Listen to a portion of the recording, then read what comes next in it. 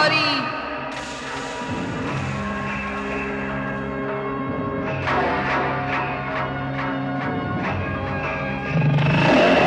ब्रह्मचारिणी।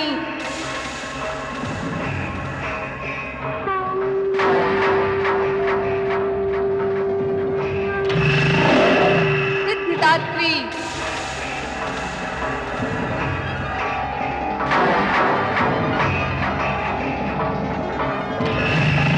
कात्यायनी।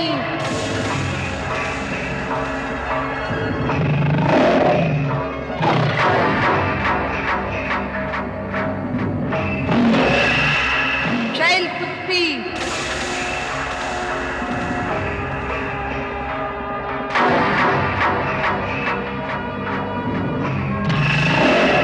चंद्रघंटा।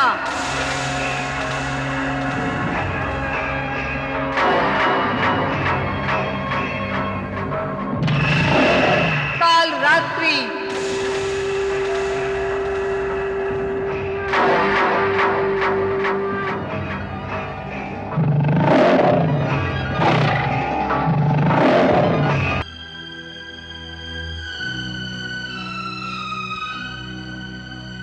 क्षमा करें भगवान, भीतर जाना वर्जित है।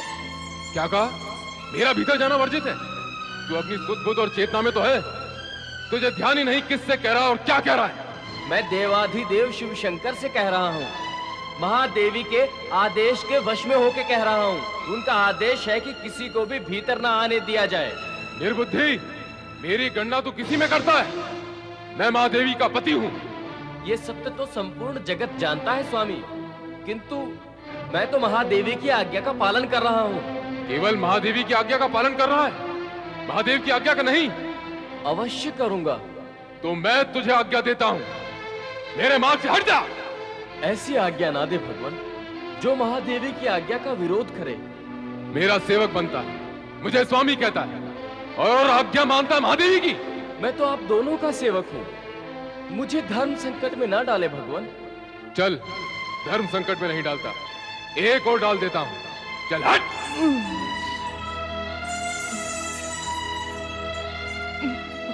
माता पार्वती, क्षमा करना।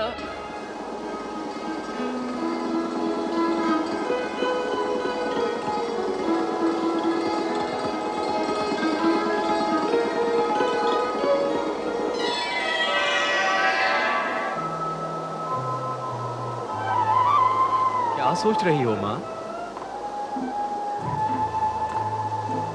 अरे कार्तिकेय, कहाँ था तू अब तक? मैं तेरे लिए कब से चिंता कर रही हूँ। तुझे अपनी माँ की क्या तनिक भी चिंता नहीं है? मुझे छोड़कर कहाँ कहाँ चला जाता है तू? अब भविष्य में जहाँ भी जाए मुझसे पूछ कर जाना। और बता तो, कहाँ गया था तू? मैं तो यही हूँ, कहाँ जाऊंगा तुम्हें छोड़कर? क्या सोच रही हो देवी पार्वती? आश्चर्य, घोर आश्चर्य। तुमने अभी तक स्नान भी नहीं किया देवी। ये क्या स्वामी? क्यों, क्या हुआ? आप इस प्रकार स्नान कक्ष में कैसे चले आए? मैं तो भयभीत ही हो गई थी। अपने स्वामी से भयभीत हो गई? ये क्या, स्वामी को तो कभी भी कहीं भी आने का अधिकार होता है पार्वती। अधिकार? अधिकार की कोई सीमा और कुछ समय होता है। स्वामी, अब आप जाएं और मुझे स्नान करने दें। जैसी तुम्हारी इच्छा।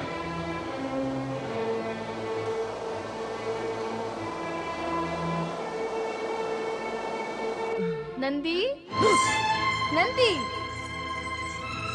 आज्ञा करे माता। आज्ञा नहीं, प्रश्न करना है। जब तुम जानते थे कि मैं स्नान कर रही हूँ, तो अपने स्वामी को भीतर आने से रोका क्यों नहीं? रोका था माता। रोका था? किसे रोका था और कौन रुका? वे तो भीतर आ गए थे, फिर रोका कब और किसे? इसे तुम रोकना कहते हो? मैंने उन्हें रोकने का प्रयत्न किया था और उनसे ये भी कहा था कि माता पार्वती स्नान कर रही है, भीतर ना जाए भोलेनाथ। पर क्या? पर वो मुझे धकेल कर भीतर चले गए। ऐसे में मैं और अधिक क्या कर सकता था? वे मेरे स्वामी हैं, मैं उनका सेवक। तुम उनके सेवक हो? यदि मेरे सेवक होते तो तब भी क्या धक्का मारने से हट जाते? और उन्हें भीतर आने का मार्ग दे देते। बोलो, उत्तर दो। कहा तो मैंने भी था कि देवी स्नान कर रही है, पर महादेव ने इस पर ध्यान ही नहीं दिया। भला हम उन्हें कैसे रोक सकते थे? माता, देवादिदेव को रोकने का साहस कौन कर सकता है? तुम सभी विवश और असहाय हो, तो तुम सब जाओ यहाँ से। हमारे चले जाने से क्या समस्या हल हो जाएगी? कैसी समस्या? सुरक्षा की समस्या। कल फिर इसी प्रकार की घटना घट सकती है। महादेव तो आपके पति हैं, इसलिए ये घटना इतनी दुखद नहीं हुई। अन्य कोई होता अथवा भविष्य में कोई हुआ तो? सुरक्षा की व्यवस्था आवश्यक है। एकांत सुरक्षा के लिए किसी विशेष व्यक्ति को ही नियुक्त करना होगा। यहाँ तो सब महादेव के गण हैं, उनकी सेवा में हैं। आपका कोई गण नहीं जो आपकी सेवा सुरक्षा करे। नंदी आपका गण होता तो क्या सरलता से महादेव को प्रवेश करने देता? स्वामी की स्वामी भक्ति में स्वामिनी की सुरक्षा का कर्तव्य पूर्ण करने में वह चूक गया। ठीक कहती हो तुम दोनों।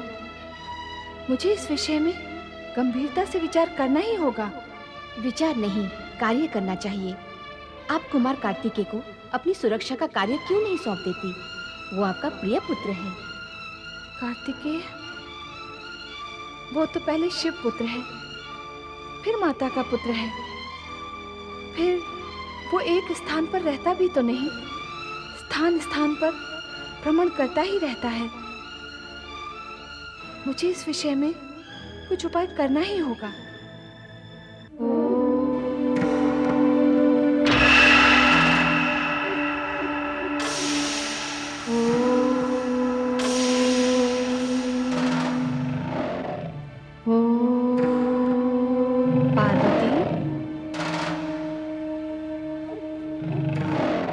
कौन हो तुम?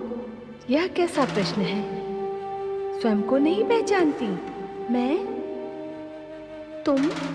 हाँ, तू मेरा सगुण रूप है और मैं तेरा निर्गुण रूप हूँ। शक्ति, शिवा। तो एकाकार यह रूप भिन्न क्यों हो गया? लीला की रचना के लिए। लीला? कैसी लीला? लोक कल्याण की, जनहित की। कौन करेगा यह लीला? तेरा पुत्र। कौन? कार्तिकेय। कार्तिकेय शिव पुत्र है। उसने तुम्हारे शरीर से जन्म नहीं लिया है। वह तुम्हारा पुत्र होते हुए भी तुम्हारा नहीं है। वह मेरा पुत्र नहीं है? है, पर नहीं है। पुत्र माता के रक्षक होते हैं, सगुण माता के। तू सगुण माता है। कार्तिकेय भ्रमण प्रिय है। मयूर उसका वाहन है।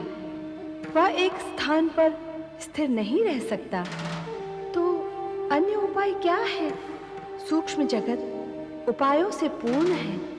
उसे स्थूल जगत में लाना होगा। कैसे? अपने संकल्प से। संकल्प द्वारा अपनी देह से देहज पुत्र को जन्म देकर वही तुम्हारा पुत्र होगा। तुम्हारे शरीर के तेज पुंज से उत्पन्न होने के कारण वह अद्भुत और विलक्षण होगा। अद्भुत और विलक्षण? हाँ, विविध लक्षणों से पूर्ण और अद्भुत। उसकी समानता जगत का अन्य कोई पुत्र नहीं कर पाएगा। सारा जगत उसे मान्यता देगा।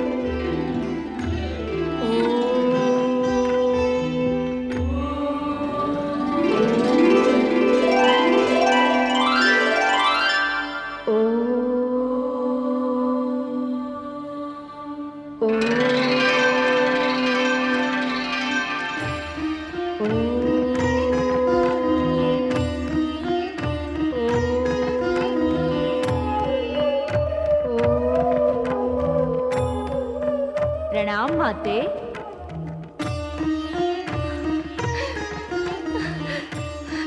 मेरा पुत्र।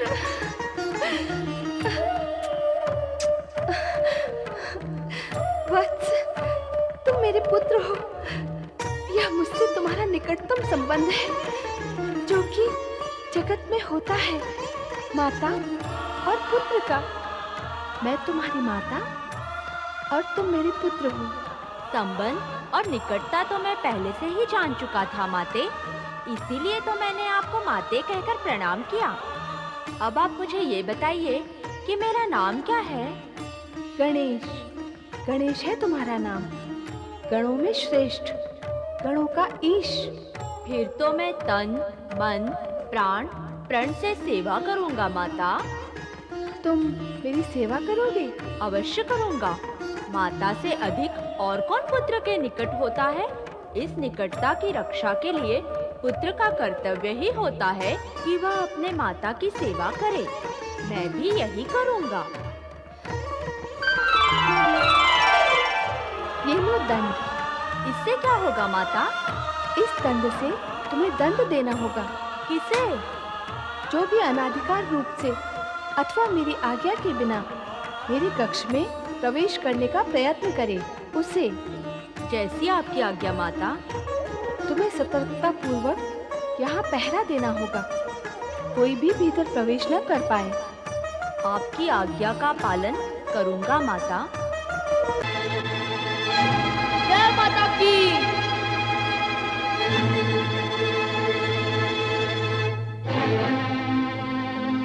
सावधान, अगर अपनी कुशलता चाहते हो तो एक बार आगे न बढ़ाना। हे धृष्ट बालक, मेरा मार्ग अवरुद्ध करने वाला तू कौन है? मेरे स्थान पर खड़े होकर मुझसे प्रश्न करते हो कि मैं कौन हूँ? पहले बताओ कि तुम कौन हो? मैं महादेव हूँ, मुझे भीतर जाना है। आप महादेव हो, आदिदेव हो या परम देव हो अथवा देवों के भी देव हो, इससे मुझे कोई संबंध नहीं। मैं आपको भीतर नहीं जाने दूंगा। क्यों? माता की आज्ञा है। कौन हो तुम और कौन है तुम्हारी माता? जो मेरी माता के विषय में नहीं जानता वो कुछ भी नहीं जानता। और जो कुछ भी नहीं जानता उसे मैं नहीं मानता। अत्यंत प्रिय बालक हो तुम। बालक अवश्य हूँ, पर अपने नियम का कट्टर पालक हूँ, और उनमें से भी नहीं हूँ जो अपनी प्रशंसा सुनकर अनुचित कार्य करने वालों को अनुचित ढंग से मार्ग दे देते हैं। ये तो तुम्हारी कर्तव्य निष्ठा है। अब मुझे भीतर जाने दो। मेरे कर्तव्यनिष्ठ होने और तुम्हारी कर्तव्यनिष्ठा में विश्वास करने से आज्ञा और मर्यादा का उल्लंघन करने का मार्ग तो नहीं खुल जाता, बल्कि मार्ग अधिक कठिन हो जाता है। माता की आज्ञा के बिना कुछ भी संभव नहीं है। नाम तो बताओ अपना और अपनी माता का, जिसकी आज्ञा से तुम यहाँ खड़े हो। अरे अखिल ब्रह्मांड की अधिष्ठात्री हिमालय सुता उमा भवानी शिवा देवी पार्वती माता को तुम नहीं जानते? मैं उनका पुत्र विश्वेश्वराय गौरी सुताय गणपति गणेश। गौरी सुत? मुझे अब तक याद नहीं कि गौरी ने तुम्हें कब जन्म दिया। याद होगा भी कैसे, मैं तो अजन्मा हूँ, शुद्ध बुद्ध नित्य मुक्त। तुम जाकर अपनी माता से पूछ कर आओ कि महादेव बाहर खड़े हैं और भीतर आना चाहते हैं। तुम अनुमति लेकर आओ, तब तक मैं यहीं खड़ा हूँ। हे जटाधारी महादेव, आप अवश्य ही परम ज्ञानी, ज्ञानी, बुद्धिमान, दिव्य पुरुष होंगे, पर निरा बुद्धिहीन तो मैं भी नहीं हूँ। आप मुझे मेरे स्थान से हटाकर मुझे मेरे कर्तव्य से भी हटाना चाहते हैं। जैसे मैं यहाँ से हटूंगा, आप भीतर प्रवेश करेंगे। नहीं नहीं नहीं, मैं यहाँ से कदापि नहीं हटूंगा। हठी बालक, तू हटेगा कैसे? माता ने डटने के लिए कहा है, हटने के लिए नहीं। ये किससे पाला पड़ गया कैलाशपति?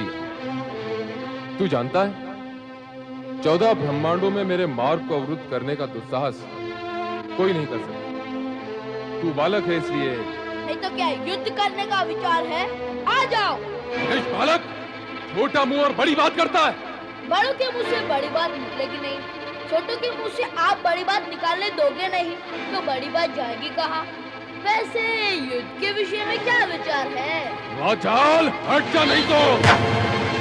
बालक पर बात करना उचित नहीं। मेरे गण तुझे मेरा विचार बताएंगे, मेरे गण तुझे सद्बुद्धि देंगे। गणेश को गण सुबुद्धि देंगे? बात करो ये सब। आप क्रोध में हैं स्वामी? क्रोध का कारण है, इसलिए क्रोध में हूँ। क्या कारण है भगवान? वो दुष्ट बालक जिसने हमारा मार्ग रोका है। वो बालक कौन है भोलेनाथ, और कहाँ उसने आपका मार्ग रोका है? नंदेश, तुम्हारी भी मति मारी गई है। एक तो उस बालक ने दृष्टा की, और अब तुम प्रश्नों की बौछार कर रहे हो। पार्वती के कब्र पर वो खड़ा है और उसने हमें भीतर जाने से रोका है। जाओ, जाकर पता लगाओ वो बालक कौन है और कहां से आया है। बातें तो वो बड़ी बड़ी कर रहा है, पार्वती से अपना संबंध जोड़ रहा है। जाओ, जाकर उसे तुरंत वहां से हटाओ। जाओ। जैसी आपकी आज्ञा भोलेनाथ। आओ भृंगी, चलो मेरे साथ।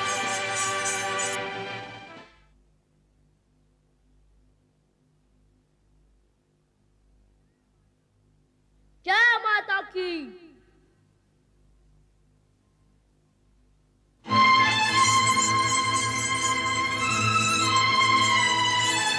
सावधान, एक बार भी माता की कक्ष की ओर बढ़ाया तो माता का नाम लेके माथा फोड़ दूंगा तुम सबका। बालक तो बड़ा उद्दंड है। उद्दंड नहीं, हाथ में दंड है, और ये दंड मर्यादा का उल्लंघन करने वालों को दंडित करने के लिए है। बातें तो बड़ी बड़ी करता है, पर तू है कौन? तुम्हें छोटी छोटी बात सुनने का चाव है क्या? इतना बड़ा शरीर बड़ी बात नहीं झेल सकते, तो फिर तू मेरा बड़ा प्रहार क्या झेल सकेगा? मैंने पूछा कौन है तू? चिल्ला मत। ये आवश्यक नहीं कि मैं तेरे हर प्रश्न का उत्तर दूं, फिर भी देता हूँ। मैं अपनी माँ का पुत्र हूँ। अपनी माँ के पुत्र तो सभी होते हैं, पर तू यहाँ कहाँ से आ टपका? अपनी वाणी और भाषा को वश में रख। मैं कोई जल की बूंद नहीं जो टपक पड़ूं। मैं माँ का पुत्र हूँ, आया हूँ, प्रकट हुआ हूँ। प्रकट हुआ हूँ? क्यों हुए हो? किसने कहा था प्रकट होने के लिए? किसने कहा था प्रकट होने के लिए? अरे उत्तन, अपने से बड़ों की नकल करता है। बड़ों की नकल करने की ही रीति है, छोटों की नकल बड़े करे ऐसा नहीं होता है। बातें तो बड़ी बुद्धिमानी की करता है। कार्य और भी अधिक बुद्धिमानी का करता हूँ। नहीं, कार्य तो तूने दुष्टता का किया है। कैलाशपति भगवान शिव शंकर को माता पार्वती के कक्ष में जाने से रोककर तूने उनका अपमान किया है। भगवान भोलेनाथ की आज्ञा है कि तुमको यहाँ से हटा दिया जाए। मुझे क्या हटाओगे? पहले मेरे पग को तो तनिक खिला के दिखाओ। अभी तुझे गेंद की तरह उछाल देते हैं, चलो।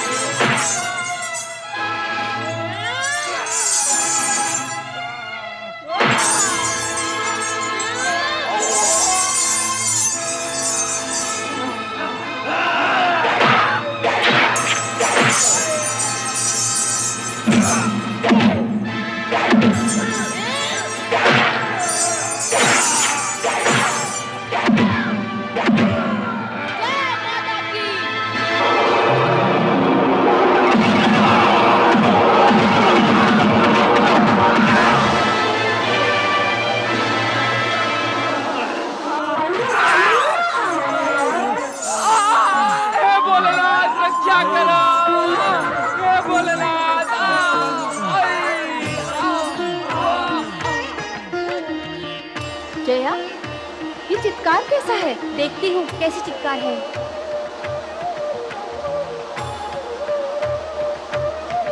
जय माता की।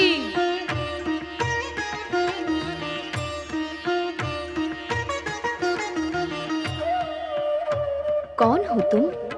अपनी माता का पुत्र जो भीतर है। पर ये बालक यहाँ कहाँ से आया? पहले तुम बताओ कि तुम दोनों भीतर कैसे पहुँच गई? तुम जिसे अपनी माता बता रही हो, हम उनकी सखियाँ हैं। अर्थात मौसी? हाँ। एक माँ दो दो मौसी।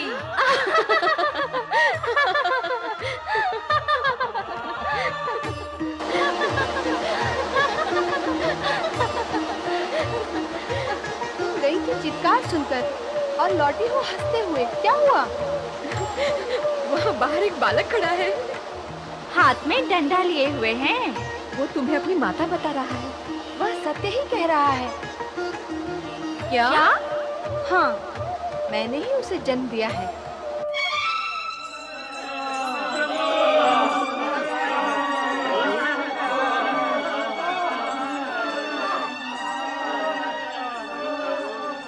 एक बालक के हाथों पिट गए तुम सब।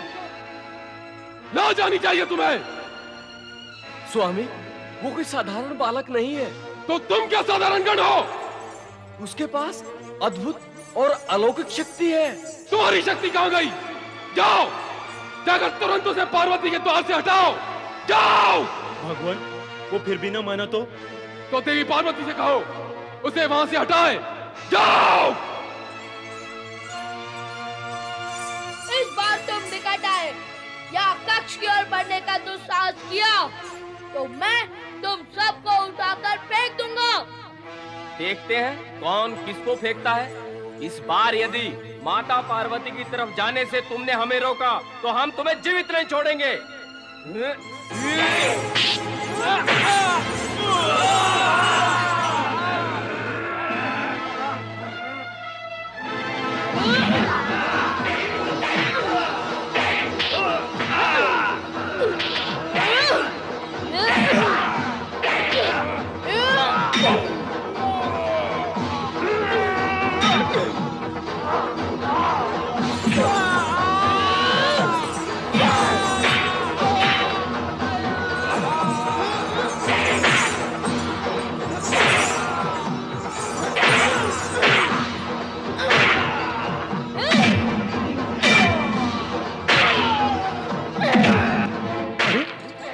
ये कैलाश पर कैसी विचित्र लीलाएं हो रही हैं और भगवान शिव मौन है।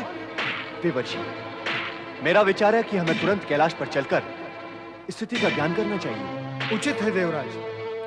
चलो हम शिवजी से ही पूछते हैं, ये क्या हो रहा है, क्यों हो रहा है। नारायण नारायण। कैलाशपति देवादिदेव भगवान शिव शंकर की जय। हे भोलेनाथ, कैलाश पर यह कैसा उत्पात और आर्तनाद छा रहा है, आप इसे रोकते क्यों नहीं? प्रयत्न तो कर रहे हैं। पार्वती के कक्ष के बाहर एक उत्पाती बालक डंडा लिए खड़ा है। ना वो हमें भीतर जाने दे रहा है, ना गण को। अब एक बालक पर हम अपनी शक्ति का प्रयोग कैसे करें? पर यह बालक है कौन प्रभु? और अचानक कैलाश पर कैसे प्रकट हो गया? स्वयं को माता का पुत्र बताते हुए वो पार्वती के कक्ष की ओर संकेत करता है। अब वो वहां से हटे तो हम भीतर जाएं और पूछे पार्वती से कि तुम्हारा ये पुत्र कहां से प्रकट हुआ है। हे भोलेनाथ, आपकी लीला भी न्यारी है। जो माता पार्वती का पुत्र होगा वो आपका भी तो पुत्र होगा। आप तो माता पार्वती से पूछेंगे, परंतु हम सब किससे पूछेंगे? हाय भोलेनाथ, उस बालक से हमारी रक्षा करे। उसकी लाठी में अद्भुत शक्ति है महेश्वर। एक बार और उसके सम्मुख गए तो जीवित नहीं लौटेंगे।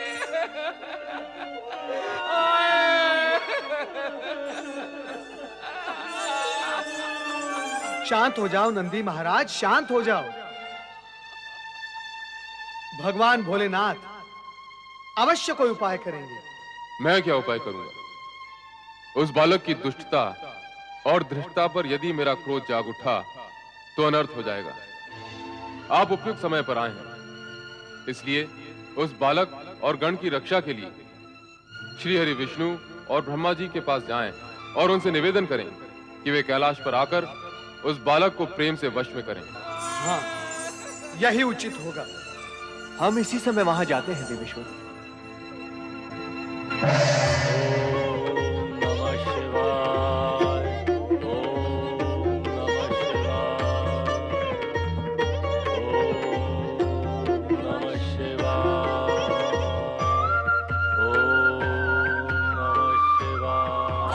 सरस्वती को प्रणाम, परम पिता ब्रह्मदेव को प्रणाम। देवराज इंद्र एवं देवर्षि नारद के साथ देवगण भी पधारे। अर्थात समस्या गंभीर है। हाँ परमपिता, समस्या अत्यधिक गंभीर है। अपनी संगीतमय वाणी में समस्या प्रस्तुत करने तथा उस समस्या का समाधान निकालने में नारद निपुण है। इसलिए नारद, तुम ही कहो कि समस्या क्या है। परमपिता, कैलाश पर एक उद्दंड बालक दंड लेकर प्रकट हुआ है। वो शिवगण को दंडित करता ही जा रहा है। वो ना तो भगवान शिव न शिवगण के रोके रुक रहा है, बस दंड घुमाता ही जाता है। कैलाश पर जहां भगवान शिव की लीला व्याप्त है, वहां इस उद्दंड बालक की उद्दंडता शिव लीला ही लगती है। परंतु जब यह विषय भगवान शिव के सम्मुख आया तो भगवान शिव ने हमें आपके पास भेज दिया। यहाँ भेजने का कारण? भगवान भोलेनाथ का हमें यह आदेश है कि हम आपसे तथा श्री हरि विष्णु से यह कहे कि आप उस उद्दंड बालक को समझाएं और वश में करें। हे परमपिता, आप तो इस सृष्टि के सृजनहार हैं। उस बालक की उत्पत्ति का रहस्य आपसे अधिक और कौन जान सकता है? उसका अचानक कैलाश पर प्रकट होना, सदाशिव का उसकी उत्पत्ति के बारे में अनभिज्ञ होना, ये रहस्य को और अधिक गहरा रहा है ब्रह्मदेव। सत्य यही है कि ये सृष्टि के कल्याण के निमित्त रची गई शिव लीला है। शिव लीला?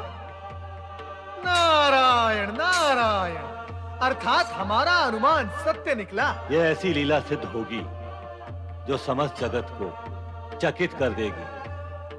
शिवलीला से इस जगत का कल्याण होगा, ये तो शुभ ही है। परंतु उस उद्दंड बालक का क्या उपाय किया जाए? जब सदाशिव ने तुम्हें उस बालक को समझाने के लिए मेरे और श्री हरि विष्णु के पास भेजा है, तो यही उपाय करना होगा। अब तुम सब कैलाश पहुंचो और मैं भी श्री हरि विष्णु को विष्णु लोक से लेकर कैलाश पहुंचता हूं। वहां पहुंचकर उस बालक को समझाने का प्रयत्न करेंगे। जैसा आप उचित समझे ब्रह्मदेव। हर हर महादेव, हर हर महादेव। नमन स्वीकार करें परमपिता, और श्री हरि विष्णु आप भी। कल्याण भव। चंद्रदेव, तुम इस समय यहाँ? हाँ परमपिता, प्रभु भोलेनाथ के दर्शन करने चला आया, किंतु देखता हूँ यहाँ का वातावरण ही विषम है। हाँ, मैंने आते समय भवन के बाहर देखा तो कुछ शिवगण मूर्छित पड़े हुए थे। ये क्या हुआ, कैसे हुआ पूज्यगण? आओ हम सब देवेश्वर से विनती करें, वही हमें इस विषय में कुछ बताएंगे। आइए।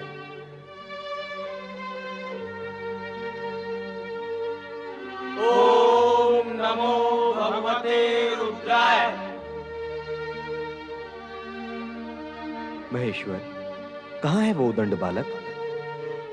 पार्वती के कक्ष के बाहर खड़ा है।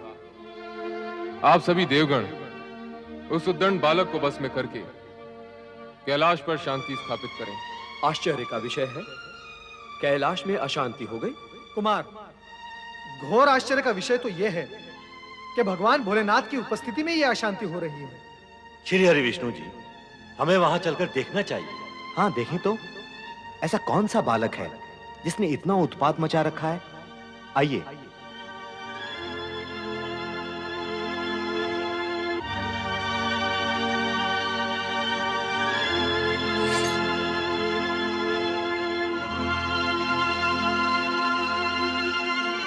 सावधान!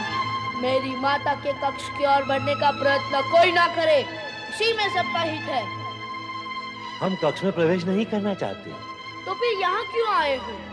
मुझे दर्शन देने या फिर मेरे दर्शन करने?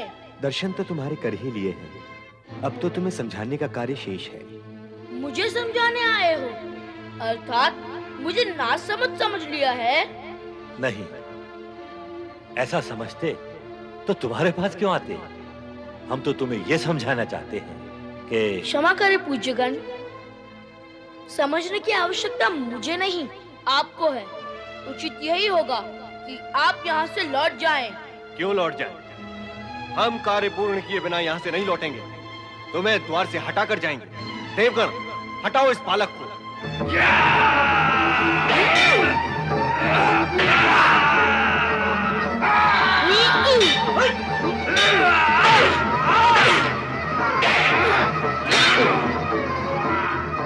ला, मैं स्वयं तुझे हटा देता हूँ।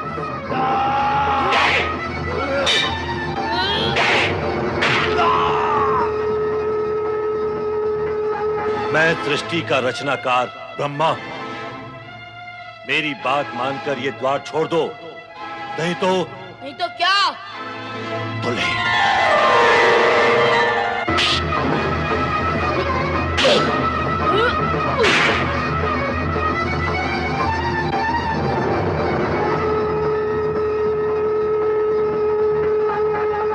मैं जगत का पालनहार श्री हरि विष्णु तुमसे ये निवेदन करता हूँ कि द्वार छोड़ दो। मेरी माता की आज्ञा के अनुसार ये संभव नहीं। नहीं।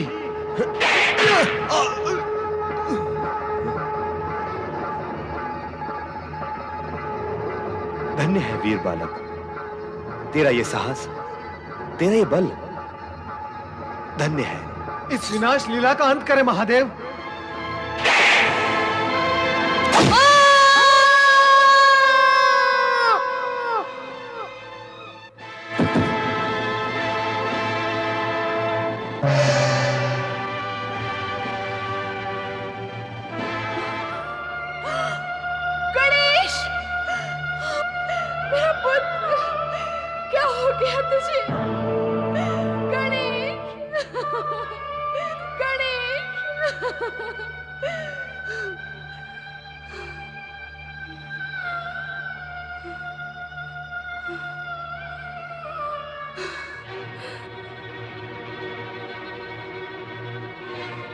किसने किया ये दुष्कर्म? उत्तर दो। क्या अपराध किया था इस बालक ने? उत्तर दो।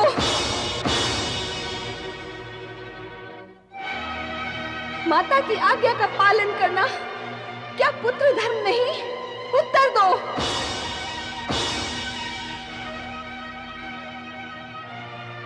तुम सबका मौन सर्वनाश का सृजक होगा। मैं महाप्रलय मचा दूंगी। मैं अपने पुत्र के विरोधियों का सर्वनाश कर दूंगी। आयम ह्रीम क्लीम।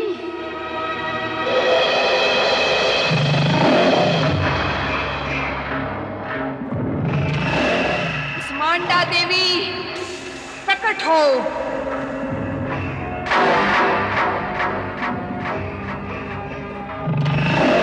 महागौरी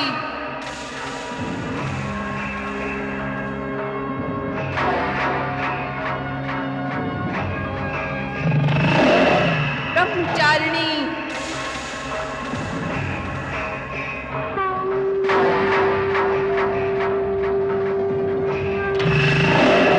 सिद्धिदात्री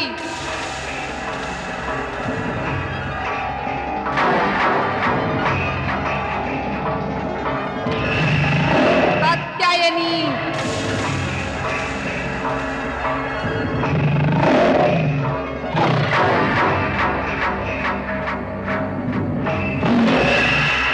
शैलपुत्री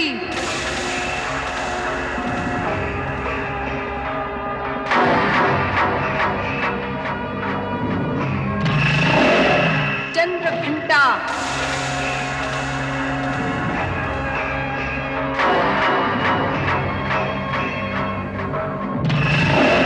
काल रात्रि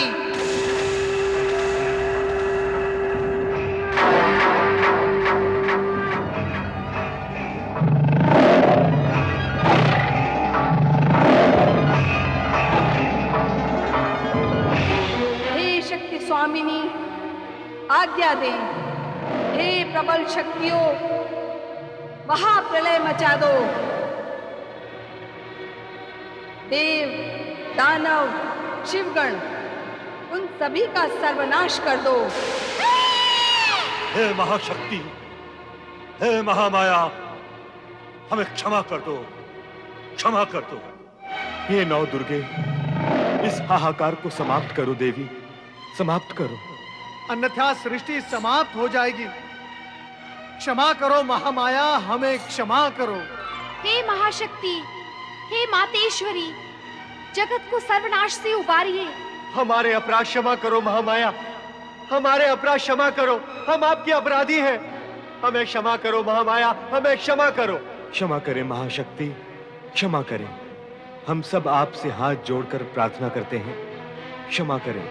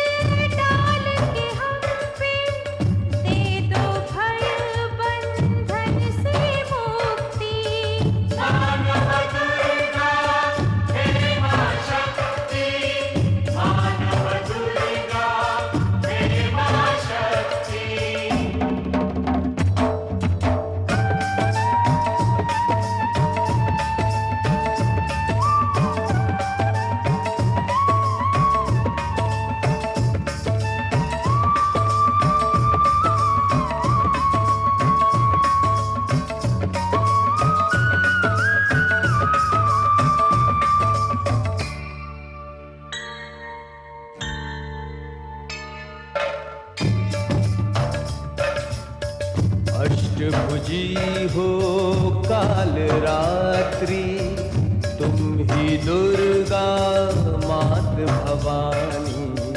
अष्टभुजी हो काल रात्रि, तुम ही दुर्गा मात भवानी।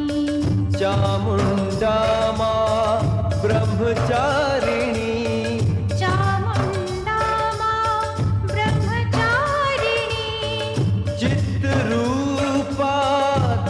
कल्याणी, चित्रूपा तुम कल्याणी।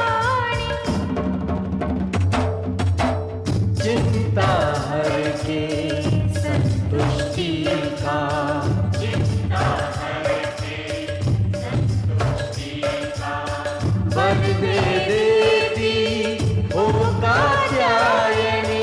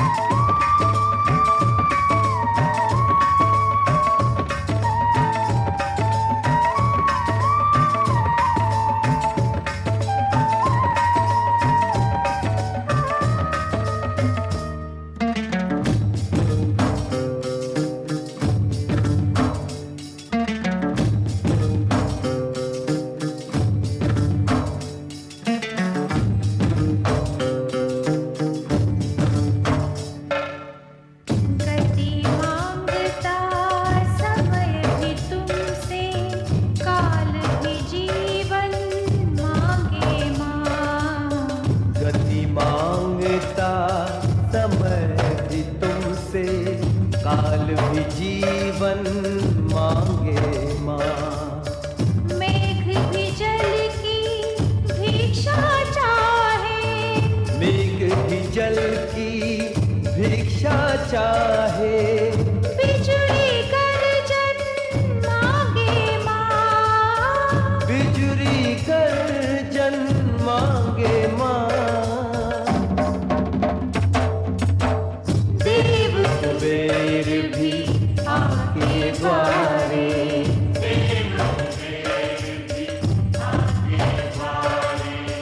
तुमसे अन्न धन मांगे माँ, तुमसे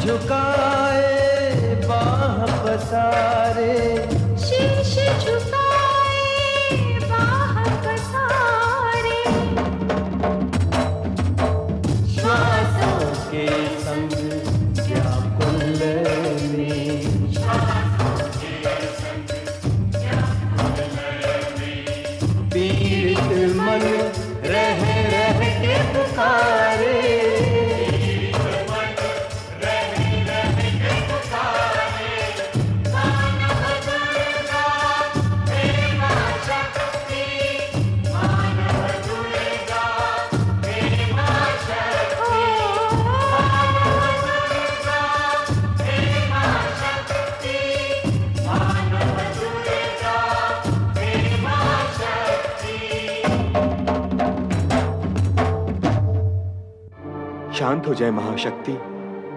हे महामाया, लोकहित के लिए शांत हो जाएं। इस विनाश से किसी को लाभ नहीं होगा महादेवी। मेरी जो हानि हुई है उसकी पूर्ति कौन करेगा? मेरे पुत्र का वध क्यों किया गया? जिसके पुत्र का वध कर दिया गया हो उस माता को आप शांत रहने के लिए कहते हैं? क्या ऐसी माता शांत हो सकती है? फिर आप कैसे शांत होंगी महामाया? एक तो मेरे पुत्र गणेश को पुनर्जीवित करें, दूसरा देवताओं में वो सर्वप्रथम पूजित हो ऐसा अधिकार दें, तभी मैं शांत होऊंगी। अन्यथा महाप्रलय अनिवार्य है। हम प्रयत्न करते हैं, भगवान शिव से प्रार्थना करते हैं। भगवान भोलेनाथ गणेश को अवश्य पुनर्जीवन देंगे। हे महाशक्ति, हे महामाया, देवताओं में वो